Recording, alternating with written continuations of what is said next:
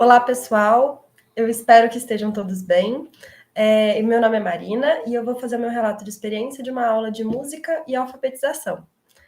Bom, para fazer os slides, eu usei o Canva, que foi uma das ferramentas mais indicadas aqui nos fóruns, então acho legal a gente fazer essa observação. Vamos lá, então. Contextualizando aqui a situação da aula, essa foi uma aula que aconteceu no Grupo de Trabalho Popular Pedagogia em Ação, que é um trabalho organizado, né, de forma voluntária pelos alunos do curso de Pedagogia da USP, do campus aqui de Ribeirão Preto, do qual eu faço parte, né, onde eu estou também. E foi durante uma aula de reforço escolar. Nós organizamos essas aulas em formatos de oficinas, né, que abrangem crianças de idades um pouco diferentes. Então, antes da aula, a gente teve alguns desafios já. O primeiro foi o planejamento dessa aula. O primeiro desafio que surgiu no planejamento da aula foi a idade, a diferença de idade das crianças, de 4 a 8 anos, ou seja, diferentes pontos, né, de entendimento, diferentes pontos do processo de alfabetização. Então, a gente teve essa situação. E aí, da nossa chuva de ideias, né, trocando ideias entre os alunos, né, entre aqueles que iriam dar a aula, nós pensamos em apresentar as vogais, porque para aquelas crianças menores, né, mais no início do processo de alfabetização, seria interessante elas conhecerem as vogais, para as outras seria como um reforço mesmo. Trabalhando com a musicalização, porque uma das componentes é pianista, né, então seria legal, e eu tinha uma cítara também, então nós juntamos essa ideia. E o desenvolvimento da coordenação motora fina, que também é bastante importante nessa faixa etária.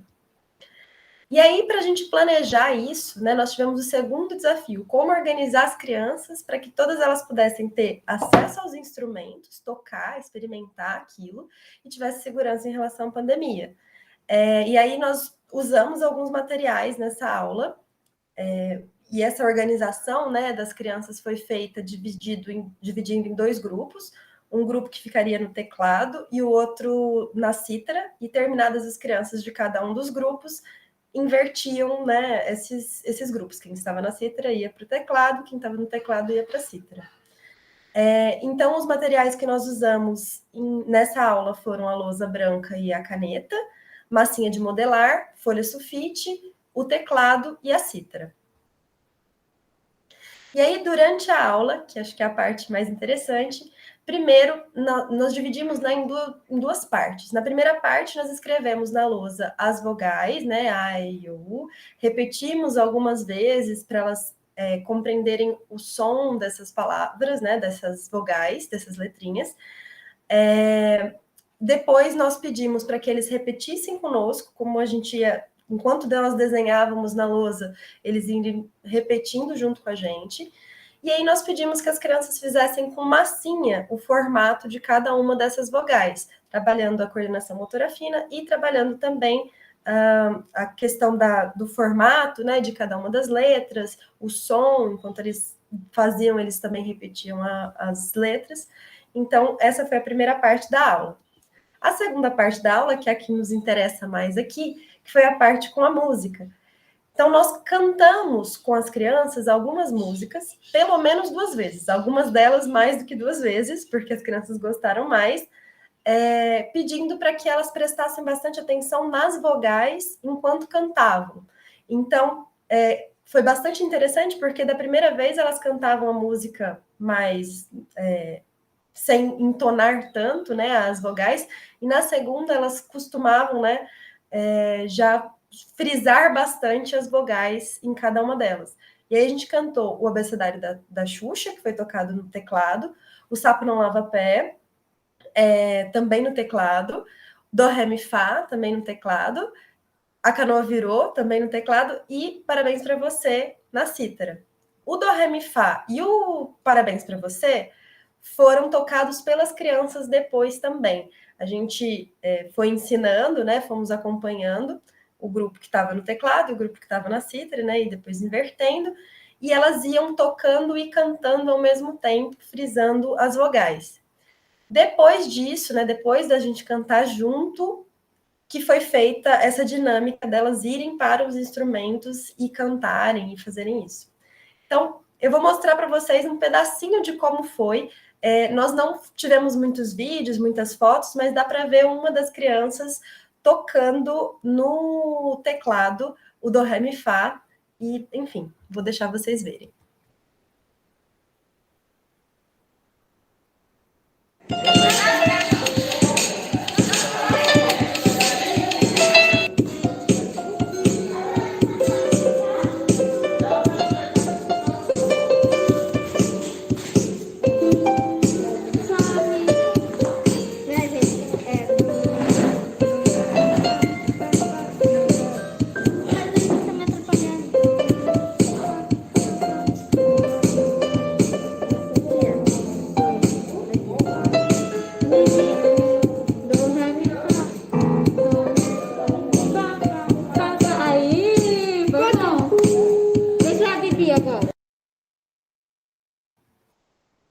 Bom, é interessante ver que esse nosso segundo desafio de como as crianças iriam se organizar, a gente teve uma certa colaboração delas, né? Quando uma das crianças vem pegando a vez da outra, eles mesmos se avisaram, enfim.